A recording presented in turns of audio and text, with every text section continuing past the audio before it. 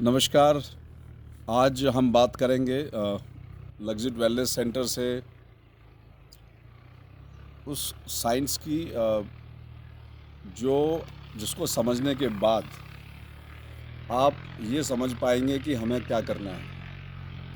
पहले तो मैं आपको बता दूं कि इस टाइम हम लग्जिट वेलनेस सेंटर में हैं और लग्जिट वेलनेस सेंटर को बनाते टाइम भावनात्मक इमोशनल एस्पेक्ट से ऊपर उठ के हमने उसकी जो साइंटिफिक एस्पेक्ट है उसको सबसे ऊपर रखा है। और आज अगले कुछ मिनट्स के अंदर जो मैं आपसे बातचीत करूंगा उसमें उन्हीं पहलुओं की बात की जाएगी कि जिसको जानने के बाद आप ये जान जाएंगे कि एक्चुअल डॉक्टर्स का रोल क्या है हेल्थ केयर के मामले में, और वो एक्चुअल डॉक्टर कौन है और उस डॉक्टर को हम किस तरह से पाल सकते हैं। ये जिस दिन आप जान जाएंगे और ये आज इस वीडियो में आप जान पाएंगे। पहले वीडियो को शुरू करने से पहले मैं आपको बता दूं कि आपने बहुत अच्छे यूट्यूब पे बहुत अच्छे बोलने वाले प्रेजेंटर्स वैद्यों को सुना होगा जो आपको बताते हैं कि किस तरह से गट हेल्थ को अच्छा किया जाता है, बोन के लिए कौन अच्छा है, आयरन को कैसे बढ़ाते हैं बॉडी में, ब्रेन को कैसे बढ़ाते हैं, माइग्रेन को कैसे दूर करते हैं, मेमोरी को कैसे बढ़ाते हैं, बाल झड़ते हों तो उसको बचाने के लिए क्या खाना चाहिए। ऑलमोस्ट इंसान इन सब बातों को सुन सुन के प्रैक्टिकली वो एक स्टेज आ जाती है कि जहाँ वो गिव अप कर देता है और वो ये समझ जाता है कि हम ये सब नहीं कर सकते और वैद्यों की शरण में चला जाता है। ऐसे ही हम जब बात करते हैं एलोपैथी डॉक्टर्स की तो उनकी जो दवाइयों के नाम हैं वो इतने लंबे होते हैं कि उनको बोलना भी मुश्किल होता है और हमें भी नहीं पता कि जब वो दवाई हमारे शरीर में जा रही है तो उसका क्या मतलब है। कहने का मतलब है कि हेल्थ केयर बहुत कॉम्प्लिकेटेड हो गया। क्या हम लग्जिट वेलनेस सेंटर में इसको उतना ही सिंपल कर सकते हैं जितना सिंपल प्रकृति है, जितना सिंपल नेचर है। आज अगर आप यहाँ पर देखेंगे हमारे सहयोगी रमाकांत आपको ये दिखाएंगे यहाँ पर कि लग्जिट वेलनेस सेंटर में जो हमने तरह तरह की यहाँ पर ऑर्गेनिक वेजिटेबल्स जो बोई हुई हैं, जैसे शकरकंद है, मिर्च यहाँ पर हो रही है, गोभी है, करेला है, अमरूद के पेड़ है यहाँ पर। तो हमने जो ये इकोसिस्टम बनाने की कोशिश की है और ये इकोसिस्टम क्यों बनाया है, उसका कारण क्या है, क्यों किस तरह से हम एक नॉर्मल फार्म को, एक नॉर्मल खेती को कैसे हम साइंस से जोड़ के देखें, ये बहुत इम्पॉर्टेंट है। और इसी रोल को का जो जो प्ले करने की कोशिश है वेलनेस सेंटर की, वो यही है कि वाई एवरीथिंग लाइक दिस। तो मैं आपको बता दूं कि बड़ी सिंपल सी बातें हैं। अगर आप खुद ही इस बात को समझना चाहेंगे, जैसे कुछ एडवर्टीज़मेंट्स आती हैं कि कोई भी दही में अगर आप नमक डालते हैं या कुछ ऐसी चीज़ डालते हैं जिससे बैक्टीरिया मर जाएगा तो दही की वैल्यू कम हो जाती है।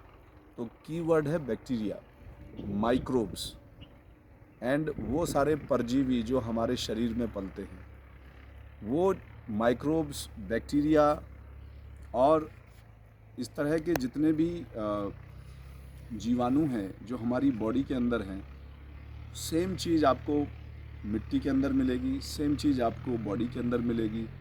और जैसे जैसे केमिकल्स का बैलेंस जब ख़राब होता है, चाहे वो मिट्टी में हो या शरीर में हो, जैसे जैसे हमारे बायो एसिड्स का बैलेंस ख़राब होता है, वो बैक्टीरिया सर्वाइव नहीं कर पाता। बहुत छोटे छोटे एग्जाम्पल से आप दही जमाने से भी अगर आप देखें तो बहुत ठंडा दूध या बहुत गर्म दूध, उसमें बैक्टीरिया नहीं पनप पाता।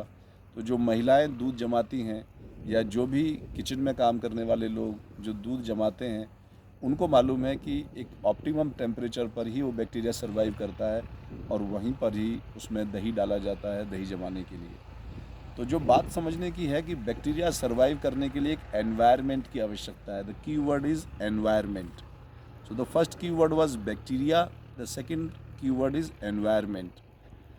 This bacteria needs environment and this without this environment, अगर कोई चिकित्सक जो थेरेपिस्ट होते हैं जो फरीदाबाद में, दिल्ली में छोटी छोटी जगहों पर जो शिरोधारा देते फिर रहे हैं, जो मसाज कराते फिर रहे हैं, हम लोग सोचते हैं कि मसाज से हम ठीक हो रहे हैं, हम लोग शिरोधारा से ठीक हो रहे हैं। फैक्ट ये है कि ये सब मिलके एक एनवायरनमेंट हमें देते हैं। जितना ये प्राकृतिक एनवायरनमेंट होगा उतना ज़्यादा इंटरनल जो मैकेनिज़्म है, और इंटरनल मैकेनिज़्म क्या है, अगेन दैट बैक्टीरिया।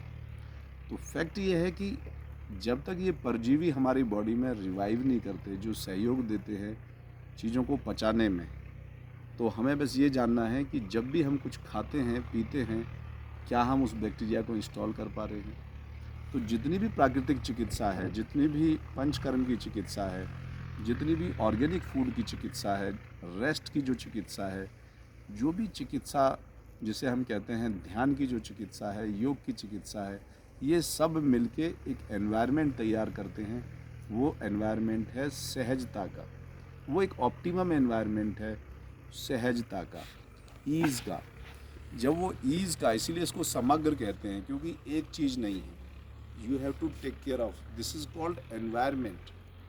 जब वो सहजता मिल जाती है तो वहाँ पर वो जो नेसेसरी परजीवी है, जो बैक्टीरिया है, जो माइक्रोब्स है, जो माइक्रोबायोम है, वो सर्वाइव करना स्टार्ट कर जाता है। जैसे ही वो सर्वाइव करता है तो जो भी हम चीज़ें खा रहे हैं, जो अनुकूल चीज़ें हैं हमें खाने की, वैसे वैसे डाइजेशन बढ़ता है और पेशेंट अपने आप ही ठीक होते चले जाते हैं। तो जो असली डॉक्टर है, अगर मैं एनवायरनमेंट में कहूँ तो definitely environment is the real doctor.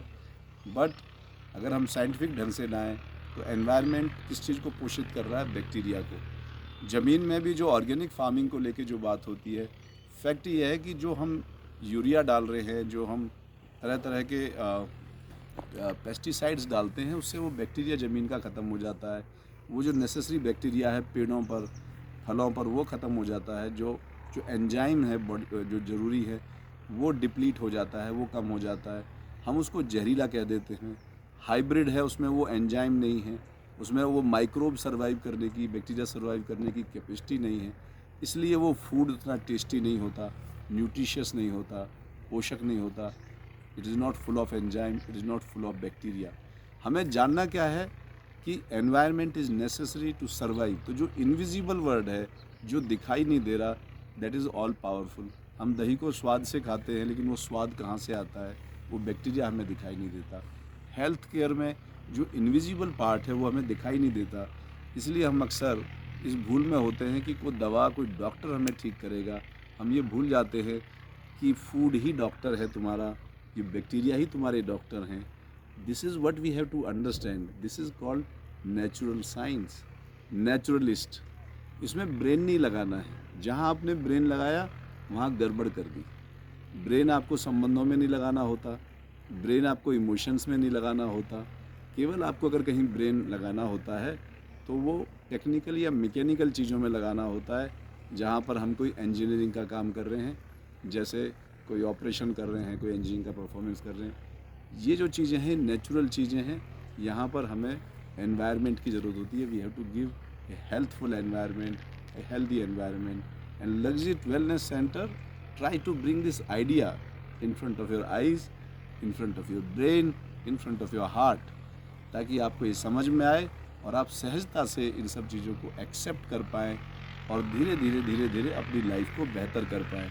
चीज़ों को कॉम्प्लिकेट ना करें, चीज़ों को आसान बनाएं अपने लिए, और दुनिया भर में जा जा के डॉक्टरों के पीछे कन्याकुमारी से लेके कश्मीर तक देखते ना फिरें कि कोई आदमी अच्छा इलाज कर देगा। फैक्ट ये है वो डॉक्टर्स भी इन्हीं प्रिंसिपल्स का हेल्प लेके आपको ठीक कर रहे हैं। आप स्वयं को भी ठीक कर सकते हैं।